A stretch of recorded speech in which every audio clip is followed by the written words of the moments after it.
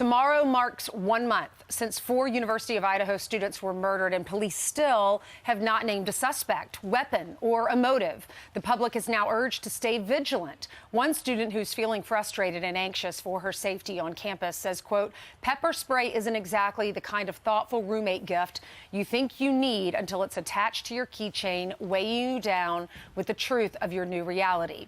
Forensics expert Joseph Scott Morgan joins us now. Good morning, Joseph. Good morning. How are you? I'm doing well, thank you. We've been so fascinated with this story. We want to find out who did this. Why is it taking so long? Well, you have to consider this evidence is multi-layered. You have evidence that predates the actual event, because you remember this location was actually known as what they've termed as a party house. So you're going to have a lot of partial DNA evidence there, commonly known as touch DNA. That they're going to have to suss through, because you had all of these people, even from the periphery, that were coming in to visit this location on a regular basis.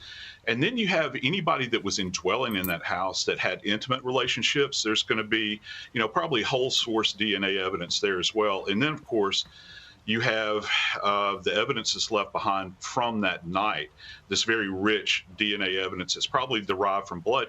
And we're just talking about DNA at this point. We haven't even spoken about trace evidence, hair, latent fingerprints, any kind of tool marks that may have been left behind. So there is an incredible volume of evidence here to be sussed through. So last week we learned about the white Hyundai Elantra that they said, if anyone's seen this, please let us know.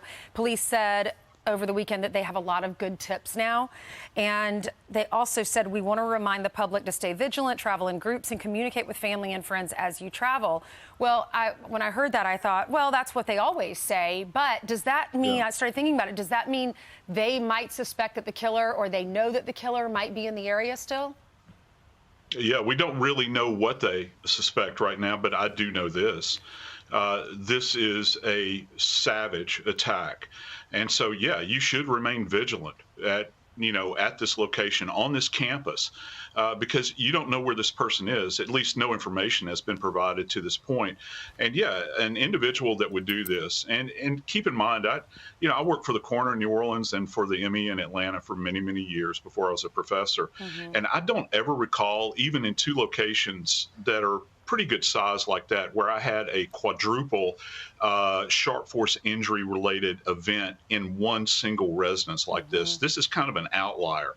So that kind of emphasizes how unusual this case is, particularly in this little small town. I know when anyone passes away, the coroner's office comes to their coroner, or one of the deputies comes to your house. They take pictures, no matter what the situation is, even if it's, someone who died of old age. What would you have done in this case if you were the coroner, or you were one of the forensics experts that was working this case? Well, first off, none of the items within that dwelling would have been released yet. It still would have been locked down. When you compare this case, for instance, and I've drawn this analogy a couple of times, you think about Parkland.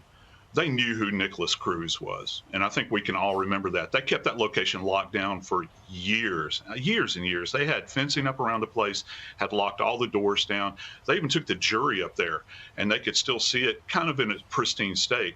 We don't even know who this person is, and they're allowing so-called sentimental items to go out the door. And once they're gone, you can't get them back.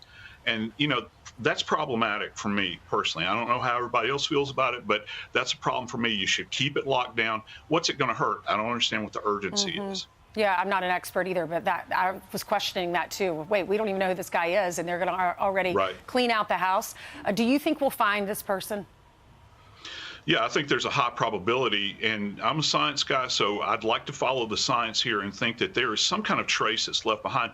Remember, we talked about just a second ago how savage this case was. Many times when you have a sharp force injury death like this, a homicide that's so brutal and so very frenzied, one of the things that happens is that the perpetrator will actually cut themselves. So you have this commingling of DNA, biological evidence at the scene. And also, this is something else to think about. We didn't really know at the beginning what the sleeping position was for anybody in this residence. You have to understand, we've got two sets of people that are essentially co-sleeping together. In my mind, at least, that would mean that the perpetrator would have had to have actually got into the bed and begun to attack them. So you have a huge opportunity for there to be transfer evidence at the scene from the perpetrator to the victims and the surrounding area. Yeah, I mean, you just think if you're going to murder in such a brutal way, 4 people, somehow someone saw something, someone knows something, there was blood or something there, and maybe it's just going to take a little bit more time, but hopefully we'll catch this person. Thank you so much for coming on. Very fascinating. Yes, ma'am. Thank you. You're welcome.